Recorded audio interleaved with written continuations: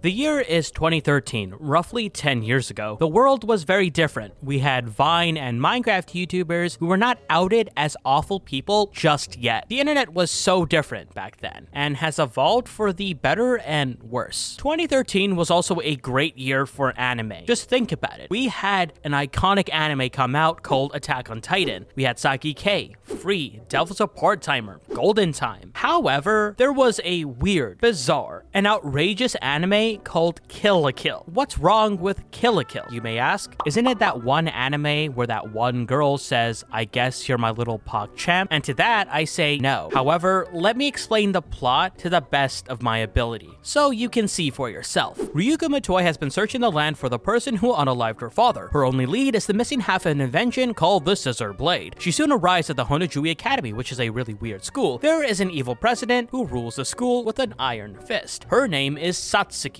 Ryuko doesn't stand a chance. However, she decides to pick a fight with everybody. She fails miserably, of course, so she stumbles upon this weird creature who wants to attach himself to her. This thing is called Senketsu, and it's a talking sailor uniform. This grants her immense power. Now armed with powerful armor and the Scissor Blade, she will fight the entire academy and solve her father's death. And it gets so much weirder. She's a part of this weird family called the Blumenkranz, and her newest friend is a girl named Mako. She's incredibly supportive. She also meets this weird teacher, a guy with a mohawk. She also has to fight a gym bro, an edgy swordsman, a nerd, and a marching band kid, as well as this weird girl. I hate her with every fiber of my being. She soon learns about the world and discovers the absolute truth. Did I forget this anime is incredibly ecchi? Yeah, it's incredibly ecchi. As it turns out, most of these characters are incredibly bizarre. This is the bizarre story of Kill la Kill. So, what do you think? Despite this anime being incredibly ecchi, there were a lot of things that resonate with me. I love making video essays and analyzing different anime and manga. There's nothing wrong with being analytical and critical of things I enjoy. That's just how I'm wired. This is probably one of the weirder anime I've talked about on this channel. However, this is an anime that I enjoyed when I was young, and I still like it. I'm a big fan of Kill la Kill. Here's my entire Kill la Kill collection. I really love it. However, let's dig a little bit deeper on what Kill la Kill is. Kill la Kill is a revenge story that follows Ryuko Matoi, who's in search for the person who killed her father. Her only family, by the way. Only leads are this scissor, as well as this academy. Ryuko starts at the bottom of this society and is unfamiliar with this world. She's forced to fight for her life. Luckily, she has Mako and her peculiar family. I do want to address the issues with family and how they are portrayed within the context of Kill la Kill. A lot of the family dynamics are really weird, especially the dad and son. There are scenes where the dad and son harass Ryuko non-stop. It's played off as funny, however, it's not really that funny. I just think it's very cringe. It takes me out of the experience. I wish the humor in the show could be more clever, but there are funny moments without a doubt, like Mako being incredibly supportive and seeing new characters. Ryuko is forced to fight everyone right from the bat. She meets an entourage of weird characters, including Senketsu, a talking uniform. He's also a kamui. These are clothing made entirely of life fibers. The story of Kill la Kill quickly evolves. This anime deconstructs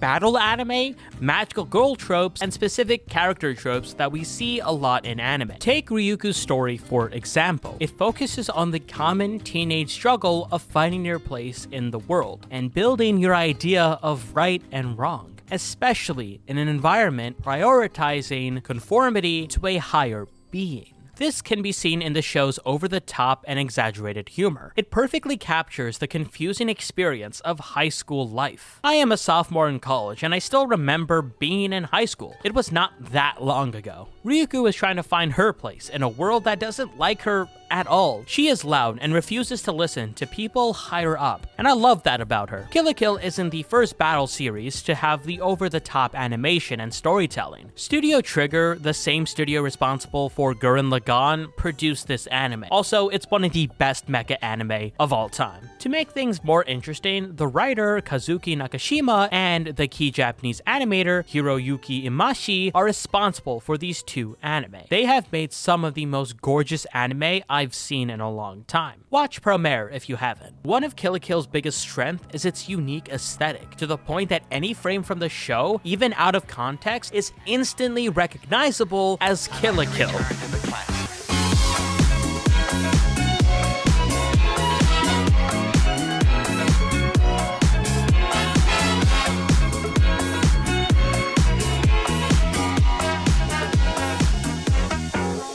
Ryuko stands out as a character because she's a girl who refuses to give up in a world where there's a lot of conformity. She's persistent and dedicated to her goals. Ryuko is a strong fighter, but not once in this anime do her opponents comment on her gender or make fun of her being a tomboyish girl. The fights are seen as fights between two incredibly gifted fighters. Ryuko does not have a male interest, and I love that about this anime. Despite her being independent, she also relies on her friends and new family. Over the course of 24 episodes, she becomes a fleshed out character. She can be mellow with her new family and aggressive when fighting. There's this character balance, and I really enjoy that a lot. Ryuko is an edgy character with an interesting amount of depth. There's a lot of characters in anime that are edgy for the sake of being edgy, but they don't really get to evolve and change as a character. This anime is an acquired taste. It has a lot of fan service, but the fan service is actually essential to the show, believe it or not. It's about being comfortable in your own skin and proud of who you are. This messaging could have been framed very differently, for sure. Everyone in the show wears the most wild outfits, which is part of the absurd side of anime. Ryuko learns that the secret to unlocking the full potential of her uniform is to accept herself and her body without embarrassment. She allows herself to symbiotically link with Senketsu as if he were her skin. In this way, our female protagonist becomes unashamed of her body and proud of herself, regardless of who sees her wearing her uniform. When I first watched it back in 2015, I enjoyed it because of how wild it was. Also, I was young and stupid. This was a wild anime for sure. When I rewatched it, I enjoyed the music by Hiroyuki Swano and the animation, but certain things stuck out to me and left me very shocked. This is an anime I can recommend to people, however, I would give a lot of trigger warnings. Ryuko is not the only character I love. There are many exciting characters like Mako and Satsuki, but let me talk about Mako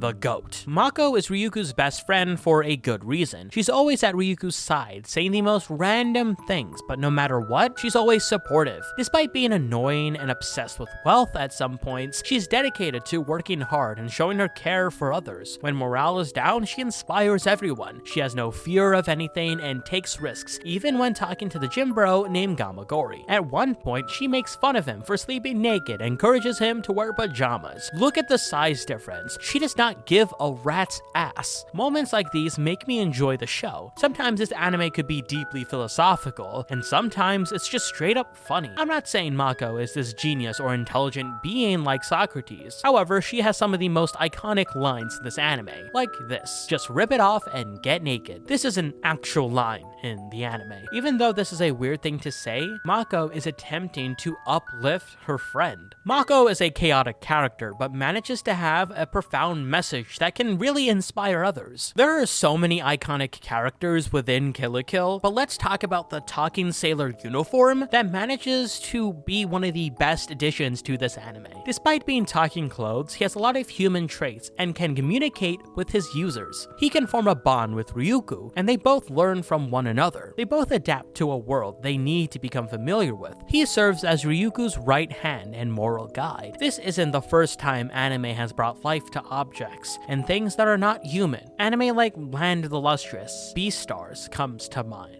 It's another way of telling a powerful story. Like most things don't last forever, and friendships slowly lose their spark. After defeating her mother, Ryuko and Senketsu return from space. He tells her that he is dying. This fight was exhausting and took a toll on his life. He says this beautiful line: "The time comes when a girl outgrows her sailor uniform." Ryuko begs him not to leave her, but he tells her she has outgrown him, meaning he's not needed anymore. Senketsu's parting words help her understand the freedom of making one's own choices. This is a story about growing and evolving and embracing oneself, believe it or not. The characters don't stay the same. They change, and one of the biggest changes you see is the antagonist or protagonist named Satsuki. For most of the show, she's the antagonist, like Sonic, but evil. Or at least that is what people say online sometimes. Satsuki is a student president who rules the academy with an iron fist. She's incredibly arrogant, she sees herself as the superior being, and she's intolerant of weakness. In addition, she tends to be dismissive of natural emotions and loves being critical in general, even to those who are most loyal. However, she is dedicated and stubborn in completing her goals no matter what. No matter how bizarre her plans are, her entourage of strong weirdos will remain loyal. It is essential to mention that she and the Elite Four are responsible for attacking other schools and destroying countless lives. They created a brutal system that oppresses people at the bottom. She's not a good person. However, we slowly realize that Satsuki is not just a good or bad person. There is that morally gray area. We slowly realize that Satsuki is working for an evil, bigger villain, her mother.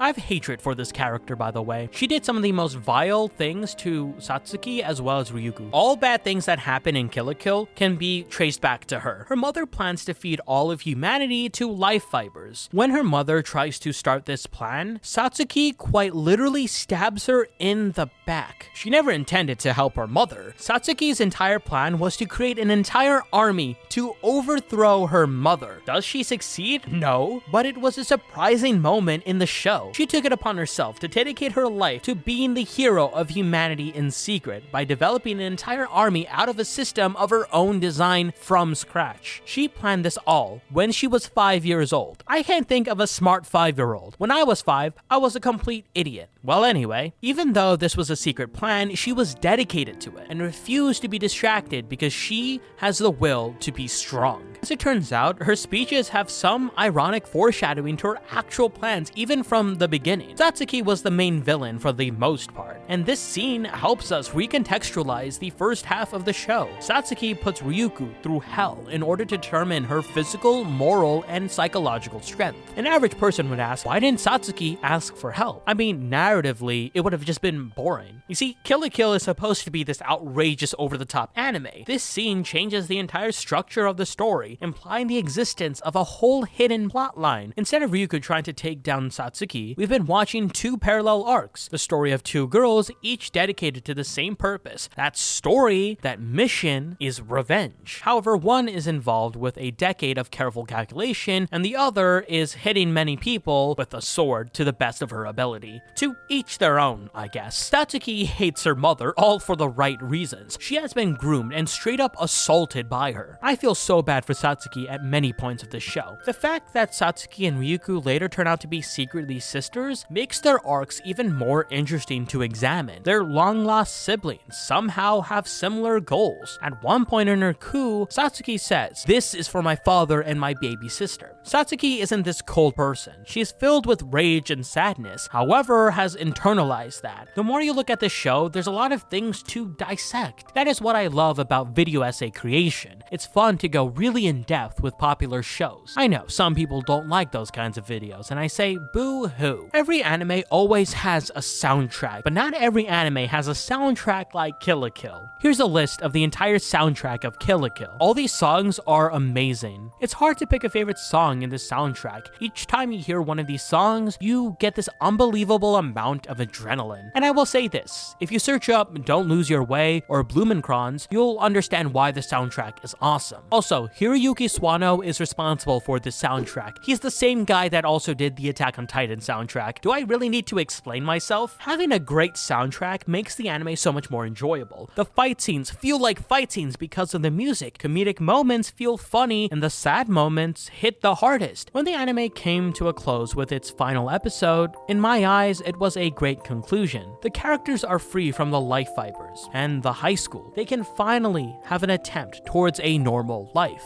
We see Ryuko, Mako, and Satsuki hang out together without fighting. It's wholesome nonetheless. These characters are in a better place. Even though there's not a season 2, we can only hope that these characters are having a great time outside of the main story of Kill la Kill. Ryuko looks back at the sky, hoping Senketsu will be back. Even though he's dead, he's still in her memories. You see these scissor blades sinking back into the earth. This moment makes it clear that these characters have grown and overcome the oppressive world. This anime is far from perfect. It has a lot of flaws. Despite that, Kill la Kill is an absolute pleasure to watch.